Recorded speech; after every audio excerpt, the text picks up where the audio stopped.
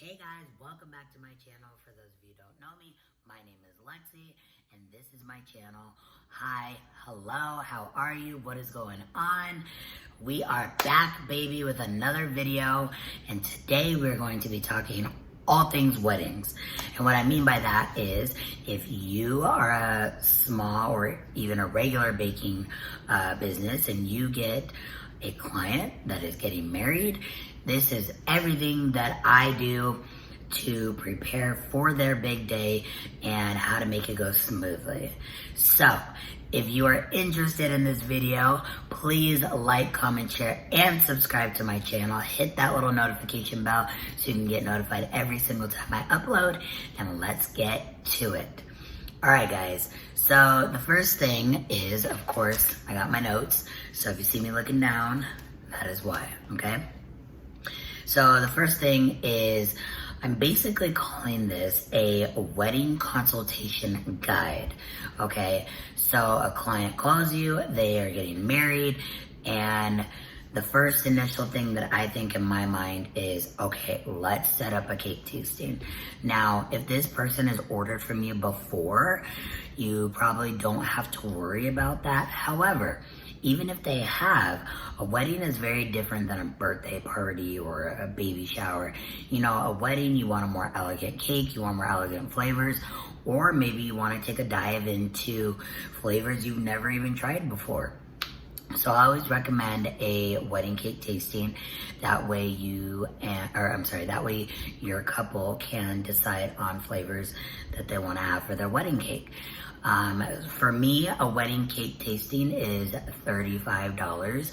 It is good for 2 people, usually the bride and the groom, and you can choose up to 3 flavors and 3 fillings. So I think that gives them a good enough amount to choose from.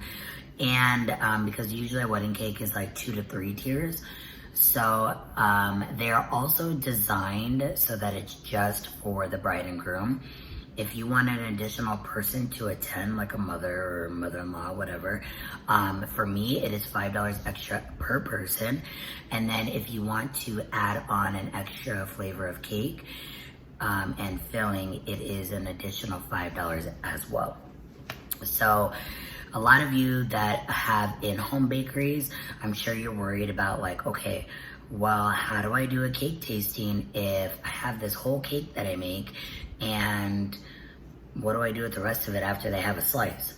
So let me tell you what I do. First thing I do, I make the smallest cake that I offer, which is normally a 6-inch, but for wedding cake tasting, I specifically bought 5-inch pans. Now, it's obviously not very big, which is the purpose. The purpose of a cake tasting is not to give them an entire 5-inch cake.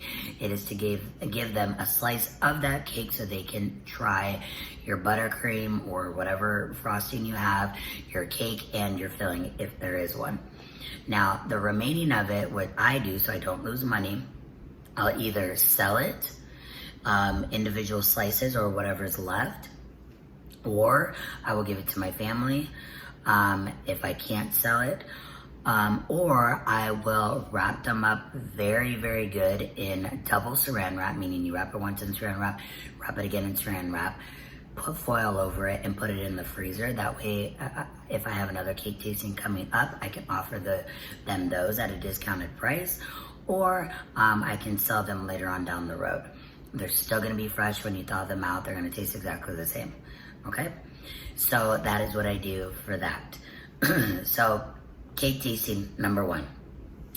After we have a cake tasting, normally at that consultation, we'll talk about what I kind of expect as far as, you know, deposits, and we'll go over the details of your order and what you're wanting and things like that. So the next big thing that we talked about is deposit, which I've said in my previous videos. So if you haven't watched those, go check them out.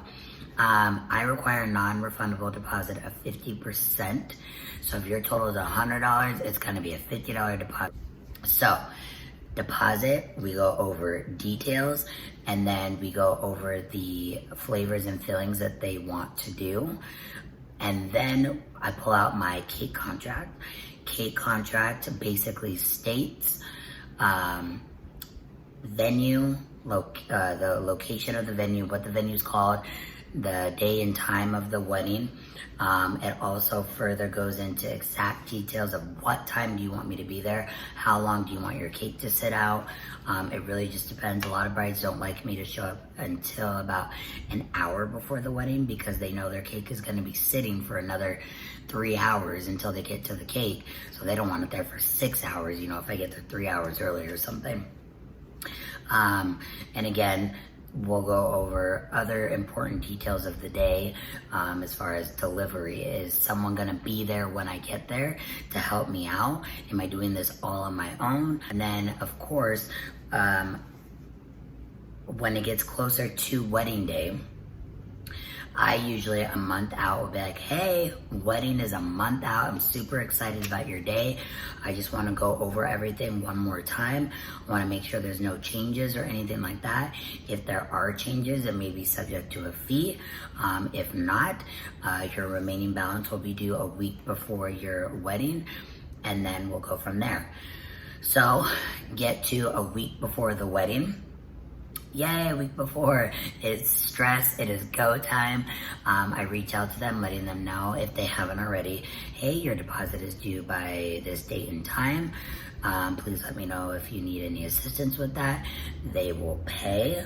I will repeat their order to them again, just to double check, double verify.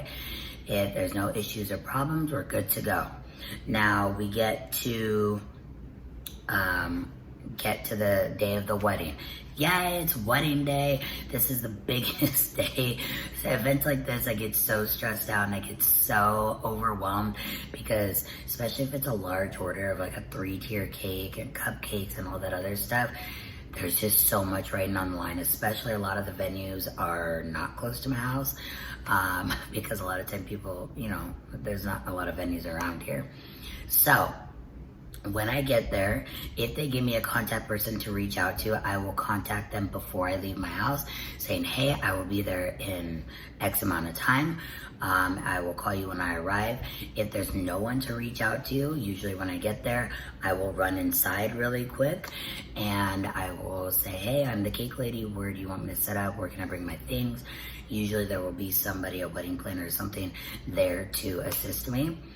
I will then bring everything in. I usually bring a cart with me, like a foldable cart, so that way, or actually it doesn't have to be foldable, it could be anything. That way I don't have to like carry all this stuff in, but if I don't have my cart, of course I'll just bring it in. And sometimes even the venue will have a cart to help out, so I don't even have to bring mine out. So I'll bring everything inside all at once.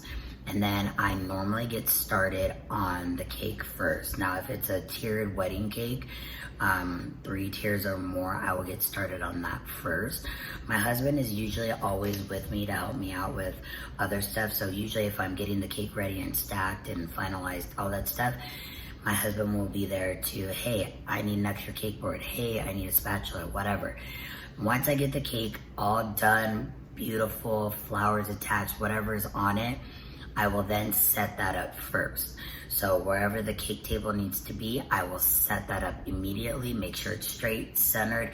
I'm a very symmetrical person, so I like things to be in the middle, and I like there to be an even amount of cupcakes on this side and an even amount on this side, just so it balances it out and makes it all even.